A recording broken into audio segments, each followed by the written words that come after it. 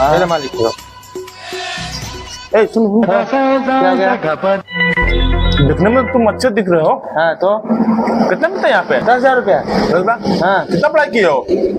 मालिक 10 तक पास किए हैं। अरे भाई मेरे यहाँ तुम रहो, हाँ 20,000 मिलेगा। 20,000 खाना पीना और कपड़े लाते भी मिलेंगे। सही में? तुम्हारे जैसे चिकने लड़के की मुझे जरूरत है भाई।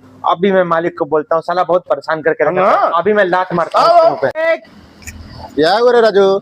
मेरे को तुम्हारा नौकरी नहीं करने का है। काय रे राजू, काय नौकरी छोड़ रहा है? 20,000 रुपया मेरे को मिल रहा है, तुम्हारा नौकरी नहीं करना है। 10,000 रुपया मुझे नहीं चाहिए तुम्हारा। ए राजू रुक जा रे, ऐसा नौकरी तेरे को बार बार नहीं मिलेगा बे, रुक। जा रहा हूँ मैं तेरा नौकरी छोड़ करके।